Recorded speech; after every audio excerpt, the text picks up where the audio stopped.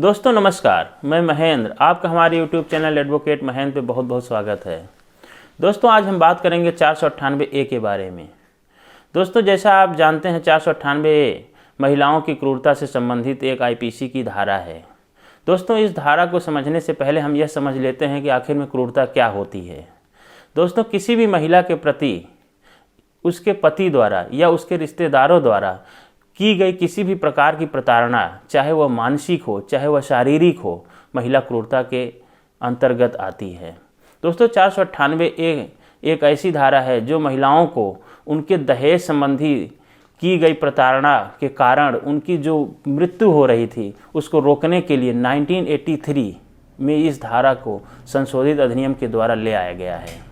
दोस्तों इस धारा का मुख्यतः प्रयोग महिलाओं को उनकी शारीरिक मानसिक शोषण से सुरक्षा प्रदान करने के लिए लाया गया था, लेकिन बहुधा यह देखा जा रहा है कि आज हमारे भारतवर्ष में सबसे ज़्यादा फर्जी मुकदमे इसी धारा के अंतर्गत दर्ज किए जा रहे हैं, जो कि एक बहुत ही दुखद बात है। वास्तव में इस धारा का प्रयोग महिलाओं की सुरक्षा के लिए किया जाना था, लेकिन वास्तव में इसका प्रयोग उल्टा हो रहा है, जिससे हमारी भारत सरकार भी बहुत दुखी है।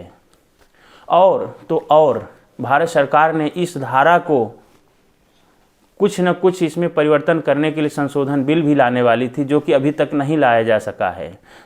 लेकिन फिर भी सुप्रीम कोर्ट ने अपने अधिकारों का प्रयोग करते हुए इस धारा में सीधे गिरफ्तारी पर रोक लगा दी है।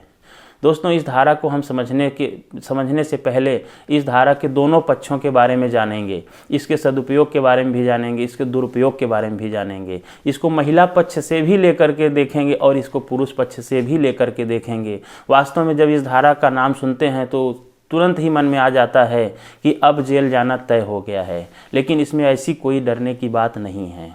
दोस्तों महिलाओं को इससे सुरक्षा प्रदान होती है, तो वहीं पुरुषों को इससे डरने की कोई ज़रूरत नहीं होती। अगर कोई भी पुरुष इस धारा से संबंधित किसी भी अपराध में अगर वह सम्मिलित नहीं है तो उसे किसी भी प्रकार से डरने की ज़रूरत नहीं है। उसे तत्काल ही अपने आप को जो है यह सिद्ध कर सकता है कि नहीं, हम इस धारा से रिलेट नहीं करते हैं। दोस्तों हम सबसे पहले बात करेंगे पीड़िता पक्ष के बारे में, अर्थात महिला पक्ष के बारे में। जब किसी भी महिला के प्रति अत्याचार हो रहा हो, उसके पति द्वारा हो या उसके रिश्तेदारों द्वारा हो या उसे दहेज की मांग की जा रही हो, तो महिला सीधे 498A के अंतर्गत थाने जाकर सीधे FIR दर्ज करा सकती है। लेकिन मूलतः देखा गया है कि महिला थाने जाकर FIR दर्ज कराना चाहती है, लेकिन उसका FIR दर्ज नहीं होता। लेकिन दोस्तों यहीं पर उसका दरवाज़ा बंद नहीं होता है। अगर FIR दर्ज नहीं हो रहा है तो महिला को सीधे SP को लेटर लिखना चाहिए या उसके पास जाकर मिलना चाहिए, जो कि 154(3) के अंतर्गत आता है। अगर उसकी सुनवाई वहाँ भी नहीं हो रही है तो भी कोई दिक्कत नहीं है, उसे सीधे न्यायालय जाना चाहिए। न्यायालय जाकर 156(3) के अंतर्गत उसे एक कंप्लेंट यानी परिवाद अपने वकील के माध्यम से दर्ज कराना चाहिए। दोस्तों उत्तर प्रदेश के एक मामले में जस्टिस AK गोयल और जस्टिस UU ललित की पीठ ने 1983 संशोधन अधिनियम के द्वारा इस धारा को 498A के अंतर्गत रखने का सिर्फ एकमात्र उद्देश्य था कि किसी भी महिला के पति या उसके रिश्तेदारों द्वारा महिलाओं के प्रति की जा रही क्रूरता से उनको बचाना था।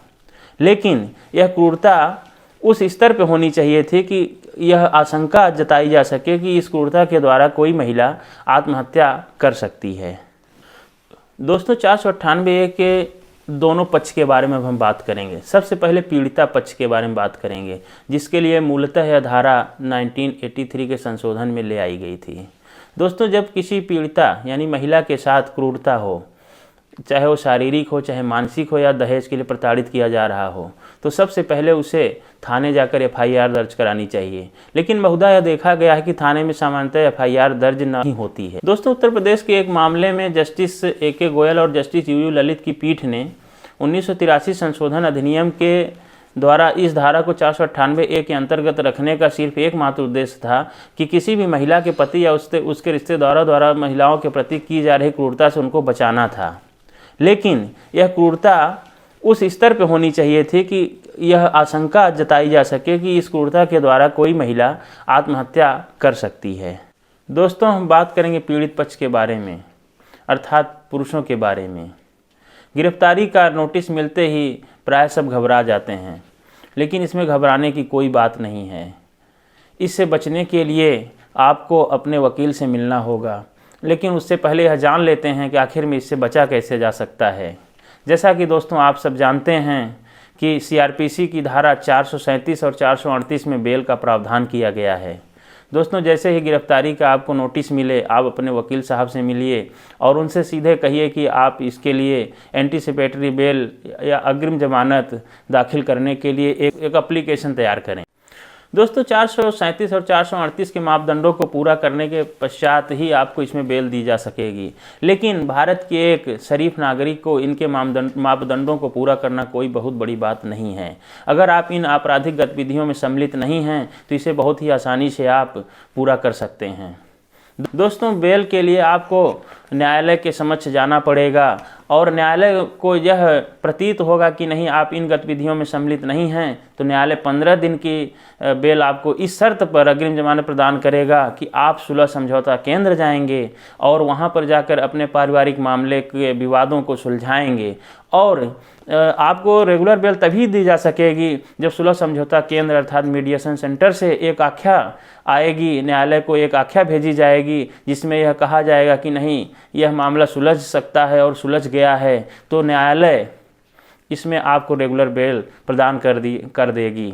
दोस्तों जैसा कि आप जानते हैं कि इस मामले में 3 साल की सज़ा और साथ ही जुर्माने से भी दंडित किया जा सकता है। दोस्तों अगर यह वीडियो अच्छा लगा हो तो हमारे चैनल को लाइक करें, अपने दोस्तों के साथ शेयर करें और सब्सक्राइब करें।